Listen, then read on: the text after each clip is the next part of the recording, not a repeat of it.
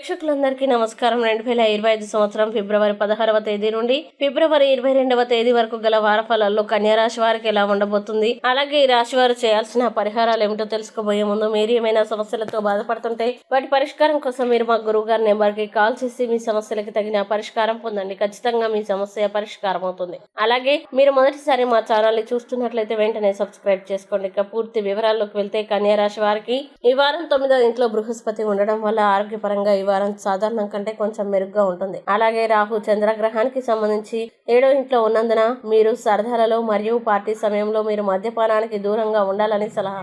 అలాగే ఈ వారం రుణాలు మొదలైన వాటి రూపంలో డబ్బుల్లో ఎక్కువ భాగం చాలా కాలంగా ఇరుక్కుపోయి ఉంటే మీరు చివరికి ఆ నిధుల్ని పొందుతారు. ఎందుకంటే ఈ సమయంలో అనేక పవిత్ర గ్రహాల యొక్క స్థానం మరియు దృష్టి మీ రాశి చక్రం యొక్క అనేక మంది స్థానికులకి ప్రయోజనం చేకూర్చే డబ్బు మొత్తాన్ని చూపుతున్నాయి. ముఖ్యంగా కన్యా రాశి వారికి చూస్తే ఈ వారపు జాతకం ప్రకారం కుటుంబ జీవితంలో అపారమైన ఆనందాన్ని పొందుతారు. ఇంకా ఈ సమయంలో మీరు మీ కుటుంబ సభ్యుల మధ్య అన్ని రకాల వైరుధ్యాన్ని కూడా తొలగించగలరు. మీ తల్లిదండ్రులు మీ గురించి గర్వపడేలా చేస్తుంది. అలాగే రాశి చక్రం యొక్క విద్యార్థులు ఈ వారంలో తమ సమయాన్ని చదువులను పక్కన పెట్టి వారి సుఖాలను తీర్చవచ్చు. అయితే దీని యొక్క ప్రతికూల పరిణామాలను మీరు గ్రహించే సమయానికి ఇది చాలా ఆలస్యం అవుతుంది. ఈ వారం మీ జీవిత భాగస్వామి వారి పని రంగంలో పురోగతి అవ్వడానికి ఈ వారం చాలా మంచిది.